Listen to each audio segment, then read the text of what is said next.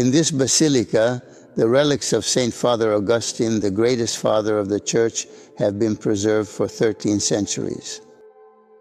He resided during the period between the conclusion of the 4th century and the midpoint of the 5th century, leaving an enduring impact on both the history of the Church and the history of medieval and modern thought.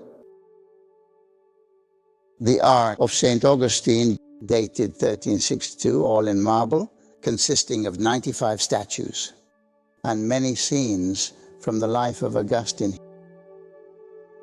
Here, this work, which is the jewel of the basilica, was commissioned by the Augustinians and is the work of the Campianese masters, and also by a great artist who also worked in Milan, Giovanni di Balduccio da Pisa. There, we said there are 95 statues, and the ark can be divided into 3 sections. The lower section rests on the altar, as you can see, and represents not only the base of the ark, but also the base of being church, because it consists of the apostles, the evangelists, and also the saints of antiquity. Plus, those female figures that you can see are the symbologies that depict the virtues, because the Christian life is also based on the virtues: faith, hope, charity, then the cardinal virtues that we all know. Here, this is the foreground, the base of the ark. The middle section of the ark, on the other hand, represents St. Augustine on his deathbed, dressed in his episcopal robes, and at his head and at his feet are the 4 great doctors of the Church. His contemporaries, namely Ambrose of Milan, Simplicianus, Ambrose's successor in Milan, Jerome, with whom he also had some disagreements to tell the truth, and Gregory the Great.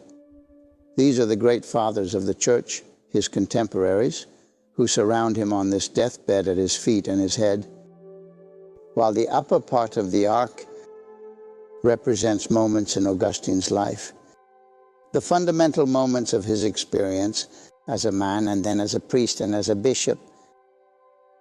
You can see, I'll tell you this way, the various scenes. At the beginning, we have Augustine listening to Ambrose in the Cathedral of Milan. In the center of the ark, at the front, we have Augustine under a tree hearing the voice of the child telling him to take and read. From here will then come the definitive conversion. Then we have the baptism of St. Augustine, and going around the ark, we have the arrival of Augustine from Cagliari to Pavia through Genoa. We are in the 8th century, 723, and he was brought here by King Liutprand, king of the Lombards, who had as his seat and capital Pavia.